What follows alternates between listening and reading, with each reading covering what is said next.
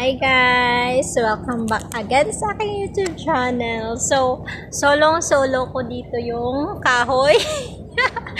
At saka walang katao-tao dito guys sa park na ito. Kasi nga mainit. Yung sa side na yan is mainit. So, ayan. Mainit pa yan dyan. So, dito meron ditong isang punong kahoy na nakakalilim dito sa puno. Wow, nakakalilim. So yan, dito ako guys, sobrang fresh, sobrang ang sarap ng feeling, sobrang alam mo yun, yung hangin talaga, yung fresh na hangin maramdaman mo. So hindi ako nagsasama-sama sa ibang mga Pinay na ano, kasi may nagyaya kanina sa akin na kung gusto ko daw sumama sa kanila, so sinabi ko hindi, kasi alam mo yun, I don't know about myself. Wow, English na. Nag-English na yung vlog ko.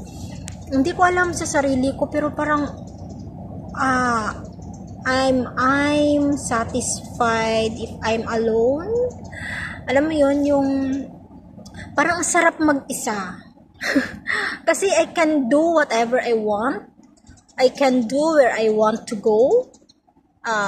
Wala kang ibang iisipin, di ba? Yung hindi ka mag-iisip sa kasama mo, hindi ka kung gusto mo ba yung pupuntahan nila or whatever, di ba? You can choose your own.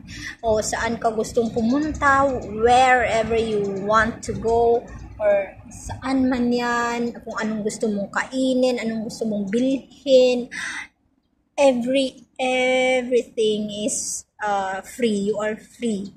Kaya parang ayoko talagang next time, balak ko next time pag sumahod ako, bibili akong octopus kasi nga wala pang akong octopus guys. So, hindi talaga ako makapag-ride ng mga MTR pa or pumunta sa medyo malayong lugar. So, yung building namin is ayan lang. Ayan lang yung building namin. Sobrang lapit lang. So, dito lang ako. Kasi buti na lang may nakita akong puno na ito na pwedeng tambayan at magkain-kain lang dito. So, gusto ko. Kasi doon sa mall, parang pinagbawal na nila yung umupo doon yung mga katulong. May upuan kasi talaga doon na pinagtatambayan namin sa side. Pero ngayon, wala nang nagtatambay doon kasi parang kinlose nila yun nung nakaraan na pagdaan ko. Wala nang nakaupo doon ng mga Pinay na mga nagdi-day off na mga katulong. So, wala na. So, siguro bawal na nga. Kaya, wala na talagang naupo doon. So, ayun, naghanap ako ng park. Doon sa kabilang park, may mga madami doon at saka mainit din. Pero may nakita ako wala nang space doon na pwede kang umupo. So, dito, as in, malayang-malaya ako, guys. As in, ako lang mag-isa dito. As in, kita mo. Tapos, ayan, nalalaglag yung mga ng puno. Sobrang fresh. Ay, nako.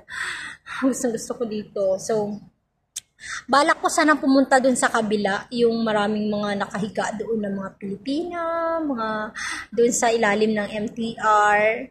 Marami doon yan, naglalatag sila. Pero, sabi ko nga, parang mainit kasi doon, mainit. So, naka-jacket ako kanina guys, tinanggal ko lang kasi nga mainit, kasi nga nasa labas. Pero pag nasa loob ng mall yun, masarap talaga kasi malamig talaga doon. Pero, syempre, mas maganda pa rin yung dito sa labas, makalanghap tayo ng sariwang hangin. So, ayun nga guys, pag naswertihan ka dito sa Hong Kong, talagang may enjoy mo every week. Pero, syempre, budget din. Kasi mas magastos. So ako hanggang 20 tingnan mo 30 na yung gastos ko ngayon, nasa 29 na yung gastos ko. At yun na lang talaga yung pera ko, guys. Yun na lang natitira kong pera. So ayan. Bumili ako nito sa Fresh, sa Cornhill Plaza, sa Fresh. Only 18 pesos at saka mainit pa siya. Mainit pa. Gusto ko sanang ng rice, pero sabi ko siyempre kailangan i-try ko din naman yung ibang pagkain nila, 'di ba? Yung ibang pagkain. Mainit pa siya kasi mga bagong lagay lang 'to, bagong luto lang ng mga nagtitinda doon sa loob ng fresh, parang grocery store siya, pero nagtitinda sila ng mga lutong ulam, tapos naka-freeze, nakalagay lang sa, siyempre malamig, 'di ba? Yun, mga bagong lagay nila to, kaya inano ko, sabi ko, wala, mainit pa, kaya binili ko na siya, yan. So, 18 pesos, siguro naman mabusog na ako nito maghapon. Tapos, bumili ako ng, syempre, may baon akong tubig ko, para hindi na need na akong gumastos, hindi na ako bibili ng tubig.